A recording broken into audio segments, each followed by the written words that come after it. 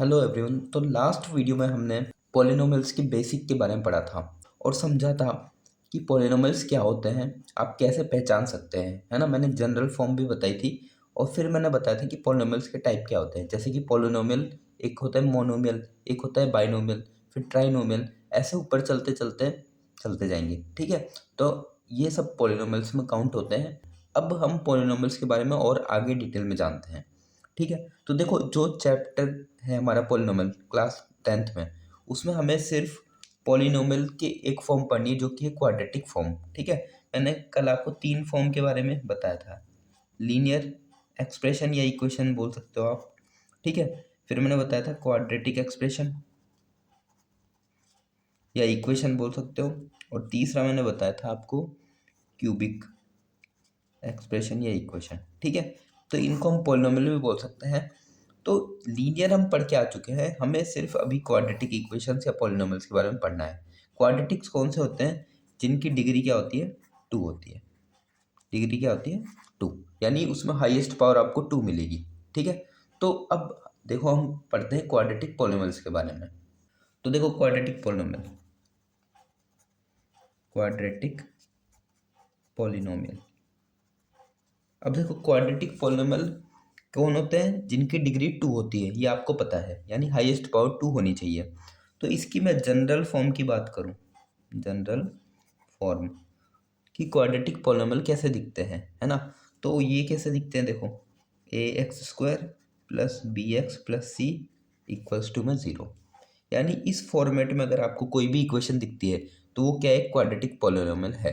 क्यों? क्योंकि देखो हाईएस्ट पावर 2 होनी चाहिए, हाईएस्ट पावर 2 है। ठीक है, तभी तो इसकी डिग्री 2 कहलाएगी। तो हाईएस्ट पावर 2 है। अब जरूरी नहीं हो उसमें ये एक्स भी हो या ये कांस्टेंट नंबर भी हो, हाईएस्ट पावर 2 होना जरूरी है, यानी 2 होना जरूरी है। उसके अलावा 1 हो या नहीं हो, 0 हो या नहीं हो, इससे कोई फर्क नहीं पड़ता। वो हमेशा एक क्वाड्रेटिक पॉलिनोमियल रहेगा। देखो, हो सकता है यहाँ पर बी 0 हो जाए, हो सकता है सी 0 हो जाए। ठीक है, तो ये हो या नहीं हो इससे हमें कोई फर्क नहीं पड़ता, ये होना जरूरी है, यानी ए नॉट इक्वल टू 0 होना चाहिए यहाँ पर। ठीक है, तभी वो एक क्वाड्रेटिक पॉलिनोमियल रहेगा। तो ये जनरल फॉर्म है। जनरल फॉर्म मैंने कल भी बताया था कि वो कैसा दिखता है, कि कैसे पहचानोगे आप कि ये एक क्वाड्रेटिक पॉलिनोमियल है। ठीक है, तो मैं एक एग्जांपल लिखता हूँ इसका। जैसे कि मैंने लिख दिया, ये मैंने एक क्वाड्रेटिक पॉलिनोमियल लिख दिया। तो क्या ये क्वाड्रेटिक पॉलिनोमियल है? तो ये बिल्कुल एक क्वाड्रेटिक पॉलिनोमियल है। ठीक है, अभी हमें यहाँ पर ये नहीं पता लगाना है कि क्वाड्रेटिक पॉलिनोमियल है या नहीं है इस चैप्टर में। ठीक है, आगे आएगा क्वाड्रेटिक इक्वेशन, जो चैप्टर आएगा 4th चैप्टर, उसमें हम ये बात करेंगे सब। तो अभी हमें सिर्फ क्या ध्यान देना है, इस पॉलिनोमियल्स के बारे में हमें समझना है। हमें ये नहीं देखना कि ये पॉलिनोमियल है या नहीं है, या फिर क्वाड्रेटिक है या नहीं है। तो देखो, मैंने कल भी बताया था, अगर देखो हम पढ़ के आ चुके हैं ऐसी इक्वेशन, इन्हें हम लीनियर इक्वेशंस बोलते हैं, यानी इनकी एक्स की पावर 1 होती है। एक्स की पावर 1 है तो यहाँ पर जो एक्स की वैल्यू निकलेगी वो भी केवल एक वैल्यू निकलेगी, यानी जो एक्स का सॉल्यूशन निकलेगा। जैसे यहाँ 1 है, वहाँ जाकर माइनस हो जाएगा तो 2 मिलेगा। ठीक है, तो एक्स की 1 वैल्यू मिलेगी। यहाँ पर क्योंकि क्वाड्रेटिक पॉलिनोमियल है तो पावर 2 है, तो यहाँ पर जो एक्स की वैल्यू मिलेगी हमें वो 2 मिलेगी। एक्स के जो आंसर आएंगे वो क्या आएंगे? 2 आंसर्स मिलेंगे हमें, कुछ भी हो सकते हैं। ठीक है, क्या मिलेंगे? 2 आंसर्स आपको यहाँ पर मिलेंगे, वो कुछ भी वैल्यूज हो सकती है। अब यहाँ पर हमें बात करनी है जीरोस ऑफ पॉलिनोमियल की। जीरोस ऑफ पॉलिनोमियल क्या होता है? देखो, बहुत इंपॉर्टेंट चीज़ है जीरोस ऑफ पॉलिनोमियल। देखो, एक चीज़ ध्यान रखना, पॉलिनोमियल वाला जो चैप्टर है उसमें हमेशा जीरोस की बात होगी। ठीक है, किसकी बात होगी? जीरोस की। अभी के लिए ध्यान रख लो, जीरोस, वैल्यूज, सॉल्यूशन। ठीक है, या फिर क्वेश्चन बोल दे, यही बोलेगा ज़्यादातर तो, या रूट्स भी आ सकता है। ठीक है, तो इन सब में हमें एक ही काम करना है, हमें एक्स की वैल्यू फाइंड करनी है। ठीक है, किसकी बात कर रहा हूँ मैं? क्वाड्रेटिक पॉलिनोमियल की। जब भी जीरोस दिया हो, वैल्यूज दियो, रूट्स दिया हो, या फिर सॉल्यूशन दिया हो, ठीक है, ये सॉल्यूशन है, तो हमें काम क्या करना है? हमें एक्स की वैल्यू फाइंड करनी है। सब में यही करना है। ठीक है, अब हम देखो जीरोस पे चलते हैं। सबसे पहले जीरोस क्या होते हैं, है ना, जीरोस समझते हैं। तो देखो जीरोस क्या होते हैं क्वाड्रेटिक पॉलिनोमियल के। मैंने एक पॉलिनोमियल लिख दिया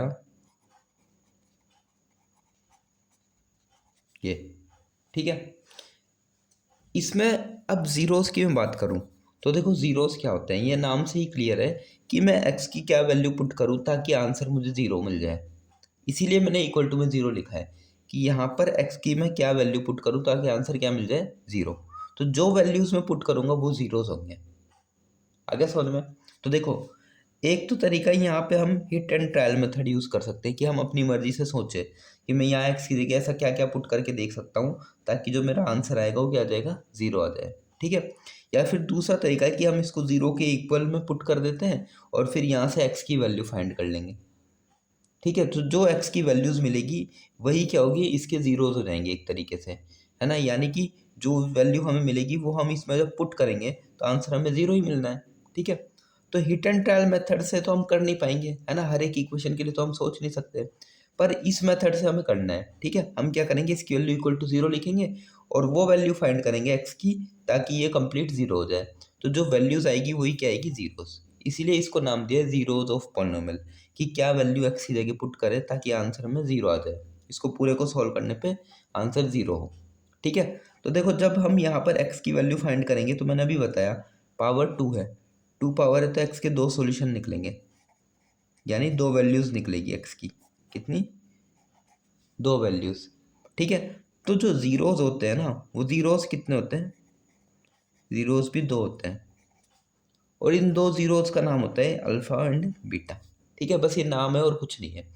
पहले ज़ीरो का नाम अल्फ़ा है, दूसरे का बीटा है, यानी एक्स की जो वैल्यू निकलेगी दो, एक को हम अल्फ़ा बोलेंगे, दूसरे को हम बीटा बोल देंगे, ठीक है। आगे समझ में? हाँ। अब देखो, ये जो ज़ीरोज़ है ना, इनमें एक रिलेशन होता है। क्या रिलेशन होता है, अब वो हम पढ़ेंगे। देखो मैंने लिख दिया, चलो रिलेशन भी मैं बात बताता हूँ, पहले कुछ और चीज़ बताता हूँ मैं। अब इसके दो सॉल्यूशन निकले, क्या, अल्फ़ा एंड बीटा, और यही क्या है, ज़ीरोज़ है। यानी जब मैं अल्फ़ा को इसमें पुट करूँगा तो मुझे आंसर ज़ीरो मिलना चाहिए, बीटा को मैं पुट करूँगा तो भी मुझे आंसर क्या मिलना चाहिए, ज़ीरो मिलना चाहिए, ठीक है। तो ये ज़ीरो होता है। अब देखो, अब बात करते हैं हम रिलेशनशिप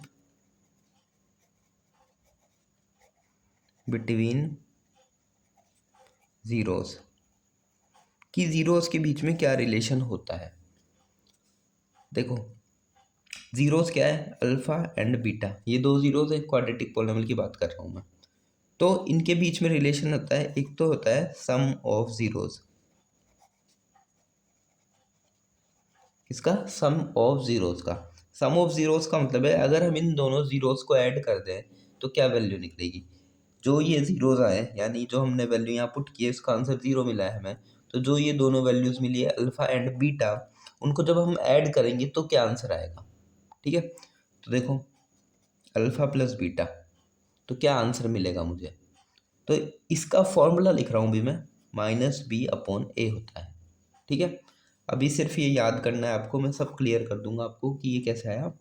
दूसरा होता है रिलेशन प्रोडक्ट का। देखो, दो रिलेशन होती है, या तो दोनों को ऐड कर दो या दोनों को मल्टीप्लाई कर दो। ये दो रिलेशन ध्यान रखने हैं हमें। प्रोडक्ट ऑफ जीरोस, प्रोडक्ट मतलब होता है मल्टीप्लाई करना। अब प्रोडक्ट ऑफ जीरो यानी इन दोनों को मल्टीप्लाई कर देंगे, यानी अल्फा इंटू बीटा। इसका फॉर्मूला होता है सी अपॉन ए, बस इतना सा ध्यान रखना है। अभी ये दो फॉर्मूले आपको याद रखने हैं, इंपॉर्टेंट फॉर्मूले हैं बहुत ज़्यादा। सम ऑफ जीरोस क्या होता है, यानी कि दोनों जीरो को ऐड करोगे तो किसकी इक्वल होता है, माइनस बी अपॉन ए के।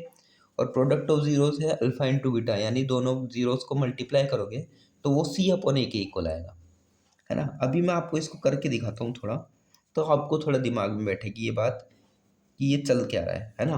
तो देखो, मैं एक इक्वेशन लिख लेता हूँ, क्वाड्रेटिक इक्वेशन जो मैंने ऊपर लिखी थी, ये मैंने लिख दिया क्वाड्रेटिक इक्वेशन, ठीक है। अब पहले इसको जनरल फॉर्म से आप कंपेयर करके देखो। जनरल फॉर्म होती है A X square plus B X plus C equal to zero, ये जनरल फॉर्म है।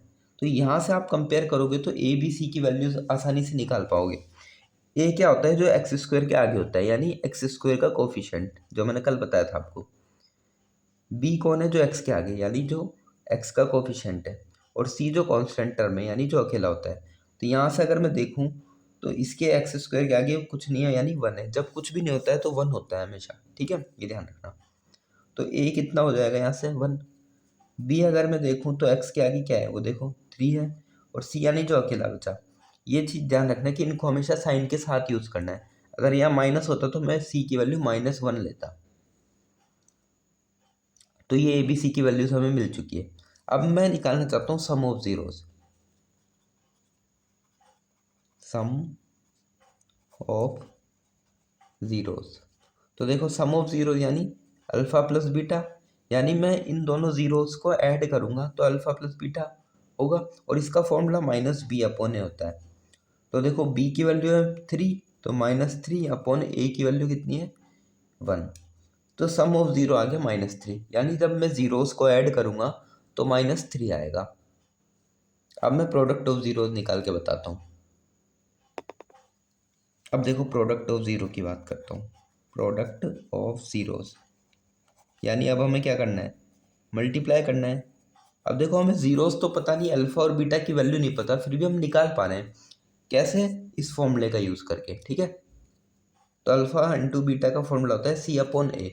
तो C की वैल्यू हमने पुट कर दी 1 और A की वैल्यू 1 पुट कर दी, यानी आंसर आ गया 1, ठीक है। तो हमें अल्फ़ा प्लस बीटा यानी सम ऑफ ज़ीरोज़ भी मिल गया, अल्फ़ा इंटू बीटा यानी प्रोडक्ट ऑफ ज़ीरोज़ भी मिल गया, ठीक है। तो ये तो रहा फॉर्मूले से। अब मान लो आपको पता हो अल्फ़ा और बीटा की वैल्यूज़, ठीक है। जैसे कि मैं यहाँ लिखता हूँ, मैं सिर्फ एग्जांपल के लिए बता रहा हूँ। मैंने एक पॉलिनोमियल लिख दिया ये, ठीक है। इसमें जो अल्फ़ा है वो मैंने बोल दिया 1 है, और जो बीटा है वो भी मैंने बोल दिया, वो मैंने बोल दिया 2 है, ठीक है। वैसे अल्फ़ा और बीटा के लिए 1 और 2 नहीं होगी इस क्वेश्चन के लिए, पर मैं सिर्फ एग्जांपल के लिए आपको बता रहा हूँ, ठीक है। तो अब देखो इसमें दो तरीके हैं। अगर आपको अल्फ़ा और बीटा की वैल्यू पता नहीं है तो आप सम कैसे निकालोगे? मुझे सम ऑफ ज़ीरोज़ निकाल के बताओ। सम ऑफ ज़ीरोज़ कैसे निकालोगे? मैं एस एस लिख देता हूँ सिर्फ सिर्फ। तो देखो अगर मुझे ज़ीरोज़ की वैल्यू नहीं पता तो मैं क्या करूँगा, सीधा फॉर्मूला लगाऊंगा -b/a, क्योंकि मुझे ये क्वाड्रेटिक पॉलिनोमियल पता है और इससे मैं ए बी सी की वैल्यू निकाल सकता हूँ। ए कौन है? जो एक्स स्क्वायर के आगे है, कुछ नहीं है यानी 1 है, तो इसकी जगह तो 1 आ जाएगा। बी कौन है? जो एक्स के आगे, तो -2, यानी सम ऑफ ज़ीरोज़ आएगा -2, राइट, ठीक है। अब देखो मैं प्रोडक्ट ऑफ ज़ीरोज़ भी निकालना चाहता हूँ। ध्यान रखना कि मुझे ज़ीरोज़ के बारे में नहीं पता है कि इसके ज़ीरोज़ क्या आएंगे। तो अब मैं प्रोडक्ट निकालना चाहता हूँ, तो फिर मैं फॉर्मूला का यूज़ कर लूँगा C/A। जब भी क्वाड्रेटिक पॉलिनोमियल गिवन है आपको तो सीधा सीधा फॉर्मूले का यूज़ कर लोगे आप, ठीक है। तो C की वैल्यू मुझे पता है 1 है और A की वैल्यू भी 1 है, तो 1 आ गया आंसर। ये तो आया सम ऑफ ज़ीरो, ये आया प्रोडक्ट ऑफ ज़ीरो। अब मान लो आपको ये नहीं पता हो, क्वाड्रेटिक पॉलिनोमियल नहीं पता है, तो मैंने कट कर दिया। आपको पता है सिर्फ एक क्वाड्रेटिक पॉलिनोमियल है, बताया नहीं क्या है, उसका अल्फ़ा ये है और बीटा ये है, और बता भी दिया हो तो भी कोई बात नहीं है। अब बताओ सम ऑफ ज़ीरो क्या होगा। अब चक्कर में नहीं पड़ना है कि भाई मुझे क्वाड्रेटिक पॉलिनोमियल तो पता ही नहीं है, मान लो पता नहीं है अभी आपको, तो मैं -b/a कैसे निकालूंगा, तो इस चक्कर में नहीं पड़ना है। अब देखो आपको अल्फ़ा और बीटा पता है ना, तो हमें सिर्फ इन दोनों को ऐड करना है, यानी 1 और 2 को ऐड कर दो बस, क्योंकि दोनों तो हमें पता ही है, तो 3 आ गया। और दोनों को मल्टीप्लाई कर दो अल्फ़ा इंटू बीटा निकालने के लिए, तो 1 इंटू 2 क्या आएगा, 2 आ जाएगा। आया समझ में? तो अगर आपको ज़ीरोज़ दिए तो डायरेक्ट आप ऐड और मल्टीप्लाई कर सकते हैं, पर ज़ीरोज़ ना दिया हो, क्वाड्रेटिक पॉलिनोमियल दिया हो, तो फिर आपको ये फॉर्मूला का यूज़ करना है sum of zeros and product of zeros निकालने के लिए, ठीक है। इस पे बेस्ड एनसीईआरटी पे क्वेश्चंस हैं और ये पेपर में आते भी हैं, तो इनको आपको अच्छे से समझना है और अच्छे से करना है, ठीक है। मैं अभी और करवाता हूँ आपको आगे नेक्स्ट पेज पर। देखो एक क्वाड्रेटिक पॉलिनोमियल है, ये क्वाड्रेटिक पॉलिनोमियल है, मुझे निकालना है sum of zeros and product of zeros, ठीक है। और फिर मुझे वेरीफाई भी करना है, चलो अभी पहले इतना ही काम करना है, ठीक है। तो देखो मुझे यहाँ फिर पैसे, मुझे यहाँ पर सिर्फ क्या गिवन है, एक क्वाड्रेटिक पॉलिनोमियल गिवन है, तो मैं यहाँ से क्या कर सकता हूँ, मैं कंपेयर कर सकता हूँ किससे, जनरल फॉर्म से, ax² plus bx plus c से। तो यहाँ से मुझे पता चलेगा कि a की वैल्यू 1 है, b की वैल्यू 7 है और c की वैल्यु 10 है। अब मैं क्या करूँगा, सम ऑफ ज़ीरोज़ निकालना है मुझे, तो सम ऑफ ज़ीरोज़ क्या होता है, अल्फ़ा प्लस बीटा, ठीक है। तो इसका फॉर्मूला -b/a, -7/1 यानी -7 आ गया। और अल्फा इंटू बीटा यानी प्रोडक्ट निकालना है मुझे, तो अल्फा इंटू बीटा का फॉर्मूला लगा दूंगा सी अपॉन ए, तो सी है 10 और ए है 1 यानी 10 आ गया। ठीक है, ये तो फॉर्मूला हो गया। पर अगर इन केस मुझे यहाँ पर ये भी गिवन होता कि इसकी जीरोस क्या है यानी अल्फा और बीटा की वैल्यूज़ क्या है, तो उस केस में मैं कैसे निकालता? वैसे ही निकालता जैसे मैंने पहले बताया, अल्फा प्लस बीटा निकालना है तो दोनों को ऐड कर देंगे, अल्फा इंटू बीटा निकालना है तो दोनों को माइनस कर देंगे। ये चीज़ ध्यान रखना कि इस फॉर्मूले से जो वैल्यूज़ आई है और जो इस तरीके से आएंगी दोनों सेम आनी चाहिए, तो आपका सही है, अदरवाइज आपने कुछ गलती की है। ठीक है, अब देखो आपका एक डाउट होगा कि इसके जीरोस पता कैसे चलेंगे, यानी इसकी वैल्यूज़ निकालूँ कैसे मैं कि अल्फा और बीटा क्या आएगा। तो एक चीज़ ध्यान देना, ये हम आगे पढ़ने वाले हैं कि अल्फा और बीटा को आपको कैसे निकालना है ना। अभी के लिए मैं सिर्फ इसका बता देता हूँ कि अल्फा की वैल्यू क्या आएगी और बीटा की वैल्यू क्या आएगी, कैलकुलेट करना मैं आपको आगे बताऊंगा। तो देखो इसकी जो अल्फा और बीटा की वैल्यू आएगी वो आएगी -2 एंड -5। ठीक है, अब देखो हम इसको डायरेक्ट भी करके देखते हैं। अगर मुझे सम ऑफ जीरोस निकालना है यानी मैं अल्फा और बीटा को ऐड कर दूंगा दोनों को, तो -2 और +-5, तो ये देखो -7 आ गया। तो ये दोनों वैल्यू सेम आ रही है, जो फॉर्मूले से निकाली और जो डायरेक्ट निकाली। ऐसे अल्फा इंटू बीटा निकालना है मुझे, तो मैं क्या करूँगा, दोनों को मल्टीप्लाई कर दूंगा, तो -2 इंटू -5 यानी का +10 हो गया ये, तो ये भी तो सेम आ रहा है। ठीक है, तो ये ध्यान रखना कि ये चीज़ आपकी सेम आनी चाहिए, तभी आपने सही किया है, अदरवाइज आपने कहीं ना कहीं मिस्टेक की हुई है। अब देखो जो ये सम ऑफ जीरो और प्रोडक्ट ऑफ जीरो यानी रिलेशनशिप बिटवीन जीरोस निकला, इसे हम बोलते हैं रिलेशनशिप बिटवीन जीरोस, है ना। क्या क्या रिलेशन होते हैं, एक सम का रिलेशन और एक प्रोडक्ट का रिलेशन। तो जो रिलेशनशिप निकला जीरोस के बीच में, एक तरीका ये वाला था और दूसरा तरीका ये वाला था। ठीक है, तो क्वेश्चन आता है कि एक तो हमें रिलेशनशिप निकालना है जीरोस के बीच में, रिलेशनशिप निकालना है यानी दोनों निकालने हैं, सम भी निकालना है और प्रोडक्ट भी निकालना है, और फिर उसको वेरीफाई भी करना है। तो देखो क्वेश्चन होता क्या है, पहले तो हम क्वेश्चन में क्या करते हैं, हमें ये पॉलिनोमियल गिवन होता है, क्वाड्रेटिक पॉलिनोमियल। ठीक है, तो उससे हमें क्या निकालना होता है, रिलेशनशिप बिटवीन जीरोस निकालना होता है। तो रिलेशनशिप बिटवीन जीरोस हम सम निकालेंगे और प्रोडक्ट निकालेंगे, फॉर्मूला लगाएंगे और उस तरीके से निकालेंगे, क्योंकि हमें क्वाड्रेटिक पॉलिनोमियल पता है, तो हम कंपेयर करके ए बी सी की वैल्यू निकालेंगे और ए बी सी की वैल्यूज के अकॉर्डिंग हम सम निकालेंगे और प्रोडक्ट निकाल देंगे फॉर्मूला यूज़ करके। तो ये तो हो गया रिलेशनशिप बिटवीन जीरोस। फिर हम क्या करेंगे, इसके जीरोस फाइंड करेंगे। जीरोस फाइंड करना मैं आपको सिखाऊंगा, ठीक है, आगे आएगा, ये सब आएगा। और जीरोस फाइंड करने के बाद हम इस तरीके का काम करके दिखाएंगे कि जब हम वेरीफाई कर रहे हैं तो चीज़ें सेम आ रही है, तो इससे वेरिफिकेशन सक्सेसफुल कंप्लीट होता है ना, कि जो हमने आंसर निकाला है वो वेरीफाइड हो गया है, वो सही आंसर आया है। तो इस तरीके से वेरीफाई करके आपको दिखाना होता है। तो एनसीईआरटी में एक क्वेश्चन है, जब मैं आपको एक्सरसाइज कराऊंगा तो मैं ये सब आपको और अच्छे से बताऊंगा। अभी मैं आपको एक कंसेप्ट बताता जा रहा हूँ और साथ में कुछ एग्जाम्पल दे रहा हूँ ताकि आपको अच्छे से समझ में आए। अभी हमें देखो क्या था, हमें गिवन क्या था इनमें, हमें गिवन था एक क्वाड्रेटिक पॉलिनोमियल।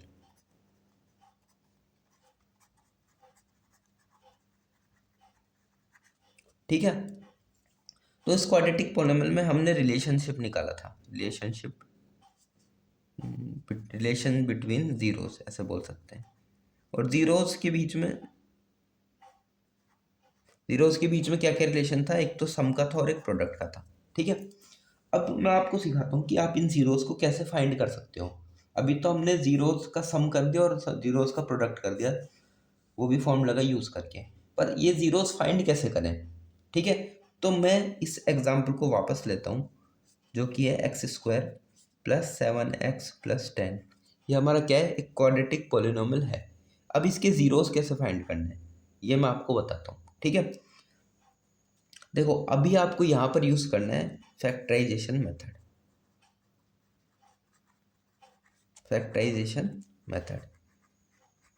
ठीक है, ये मेथड वैसे हम चैप्टर 4th में समझते हैं और दूसरे भी मेथड समझते हैं, पर अभी मैं आपको यहाँ पर फैक्टराइजेशन मेथड का यूज़ करके इसके जीरोस निकालना सिखा रहा हूँ। ठीक है, तो देखो फैक्टराइजेशन मेथड में क्या करते हैं हम, ये ध्यान से समझना है, इंपॉर्टेंट मेथड है फैक्टराइजेशन मेथड। फैक्टराइजेशन मेथड में क्या होता है, जो हमारा क्वाड्रेटिक पॉलिनोमियल है उसमें 3 टर्म्स ध्यान रखना हमेशा, एक x² वाली है, एक x वाली और एक कांस्टेंट टर्म है। तो हमें क्या करना होता है, x² वाली के जो आगे लिखा है यानी उसका कोफिशिएंट और जो कांस्टेंट टर्म है उनको मल्टीप्लाई करना है।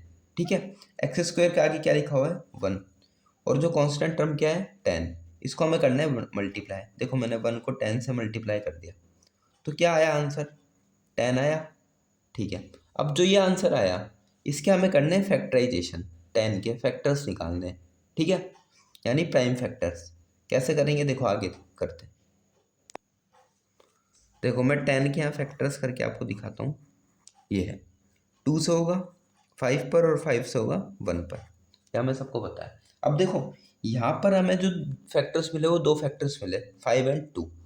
कुछ केस ऐसे होंगे जिसमें हमें ज़्यादा फैक्टर्स मिलेंगे, जो कि मैं आपको बताऊंगा आगे, दूसरा क्वेश्चन करवाऊंगा उसमें आपको पता चलेगा। अभी हमें यहाँ पे 2 फैक्टर मिले हैं, तो सिर्फ 2 फैक्टर्स मिले हैं। ठीक है, तो ये ध्यान रखना आपको, फर्स्ट वाला जो है एक्स स्क्वायर उसको एज इट इज़ लिखना है, और जो लास्ट वाला जो कॉन्स्टेंट टर्म है उसको भी एज इट इज़ लिखना है। ठीक है, इसके बाद सेकंड स्टेप बता रहा हूँ। अब क्या करना है, जो बीच वाली जो मिडिल टर्म है उसको स्प्लिट कर देना है, यानी उसको हमें तोड़ना होता है। ठीक है, और तोड़ के हमें हमें तोड़ना ऐसे है ताकि मल्टीप्लाई करने पे क्या बन जाए, ये यही आ जाए, क्या ये। ठीक है, जो हमने मल्टीप्लाई करके लिखा हुआ है, इसको जब हम तोड़ेंगे 7 को तो इस तरीके से तोड़ना है ताकि मल्टीप्लाई करने पे तो 10 आ जाए, और प्लस माइनस करने पे ये 7 आना चाहिए। ठीक है, और तोड़ना कैसे, ये जो मैंने फैक्टराइजेशन किया इनका यूज़ करके। अब देखो फैक्टर्स में 5 और 2 निकले, तो सिर्फ 2 फैक्टर्स निकले, तो ये क्या, ये 2 फैक्टर किसी भी तरीके से प्लस या माइनस करने पे 7 बना रहे हैं। प्लस या माइनस, इनको प्लस या माइनस करने पे 7 आना चाहिए, और इनको मल्टीप्लाई करने पे 10 आना चाहिए। ठीक है, तो देखो मल्टीप्लाई करने पे तो हमेशा आएगा, पर प्लस या माइनस करने पे आ रहा है नहीं आ रहा है ये जरूर चेक कर लेना। अभी देखो इनको अगर मैं माइनस करता हूँ तो नहीं आएगा, पर अगर मैं इनको प्लस कर देता हूँ तो मुझे 7 मिल जाएगा।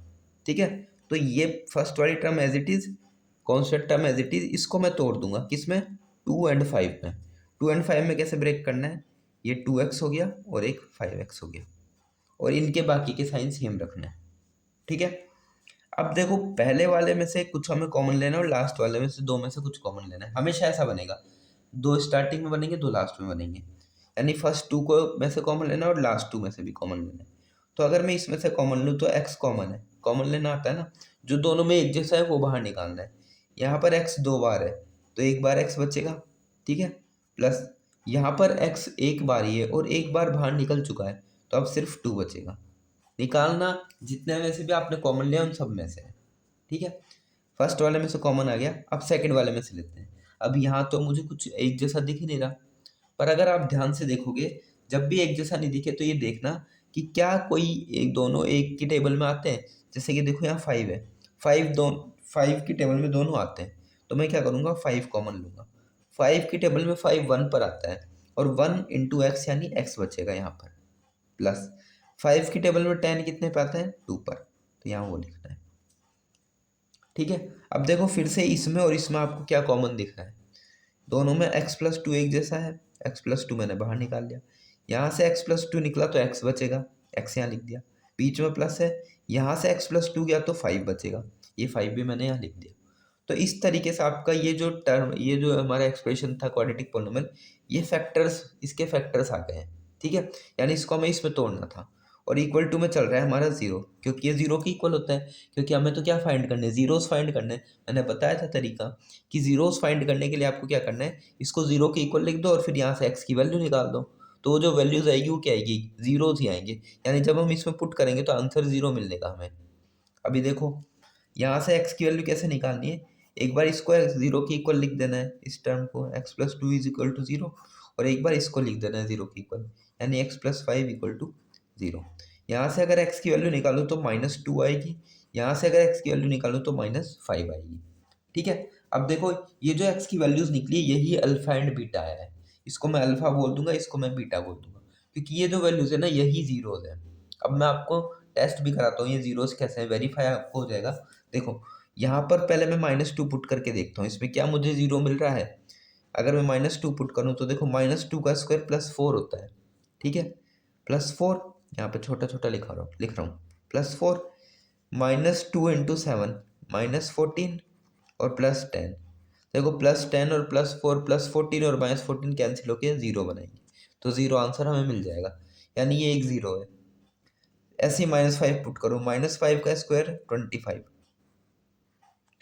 7 × 5 माइनस का 35, और देखो 10 एज इट इज, 10 और 25 फिर 35 बनेगा प्लस का, और -35 कैंसिल होकर ये भी क्या बनेगा, 0 बनेगा। तो ये दोनों क्या है, जीरोस है, और क्योंकि क्वाड्रेटिक पॉलिनोमियल है तो दो वैल्यू तो निकलनी है, तो अल्फा एंड बीटा ये आ गए हैं। ठीक है, तो इस तरीके से आपको जीरोस फाइंड करने होते हैं किसी भी क्वाड्रेटिक पॉलिनोमियल के। तो अब क्योंकि हमें ये जीरोस मिल गए हैं, ठीक है, तो फिर अब यहाँ से हमारा जो ये पहले जो मैंने क्वेश्चन कराया था, ये आप वापस कर सकते हैं, यानी अब आप रिलेट कर सकते हैं इस चीज़ को। देखो कैसे, इसमें देखो मैंने क्या बताया था आपको, इसके हमें इसमें रिलेशनशिप बिटवीन जीरोस फाइंड करना है। तो रिलेशनशिप बिटवीन जीरोस, क्योंकि हमें क्वाड्रेटिक पॉलिनोमियल गिवन है, तो हम सीधे फॉर्मूला लगाएंगे sum of zeros and product of zeros का, और फिर हमें वेरीफाई करना है। तो वेरीफाई करने के लिए हमें इसके जीरोस निकालने पड़ेंगे। तो देखो मैंने क्या किया है, अभी जीरोस ही निकाले हैं। ये क्या है, -2 एंड -5, यही आया है ना। तो ये मैंने आपको उस क्वेश्चन में बताया था कि मैं अभी के लिए लिख देता हूँ, पर मैं बताऊँगा कि ये कैसे निकले। तो अब आप रिलेट कर सकते हो, हमें ये जीरोस निकालने इसी तरीके से फैक्टराइजेशन मेथड का यूज़ करके। उसके बाद हमें जीरोस मिलेंगे, और जीरोस मिलने के बाद हम चेक करेंगे डायरेक्ट ऐड करके और डायरेक्ट मल्टीप्लाई करके, क्या ये चीज़ें सेम आ रही है क्या। तो अगर सेम आ रही है तो ये हमारा वेरीफाई हो जाएगा और ये प्रूव हो जाएगा कि हमने सही किया है। ठीक है, तो ये कंप्लीट चीज़ें थी जीरोस के बारे में, रिलेशनशिप बिटवीन जीरोस, और आपको कैसे इनकी अल्फ़ा और बीटा की वैल्यूज़ निकालनी है, अल्फ़ा बीटा क्या होते हैं, अल्फ़ा और बीटा कैसे निकाले जाते हैं। ठीक है, ये मैंने सब आपको इस वीडियो में बताया है। अभी सिर्फ मैंने एक एक एग्जाम्पल बताया और थोड़ा कंसेप्ट बताया है। अगली वीडियोस में हम इनके बारे में और डिटेल में पढ़ने वाले हैं। डिटेल में पढ़ने वाले हैं मतलब कंसेप्ट तो यही है, थोड़ा बहुत हो सकता है कुछ कंसेप्ट और आ जाए, पर इन पे बेस्ड क्वेश्चन करेंगे ताकि आपको और चीज़ें क्लियर हो जाए। ठीक है, तो मैं मिलता हूँ आपसे नेक्स्ट वीडियो में। तब तक के लिए ये जो मैंने कराया है इससे पिछली वाली वीडियो में और इस वीडियो में, इनको अच्छे से आपको पूरा क्लियर कर लेना है ना, इसमें डाउट नहीं रहना चाहिए आपके में। अगर डाउट है तो कमेंट करके वीडियो में पूछ सकते हो। ठीक है।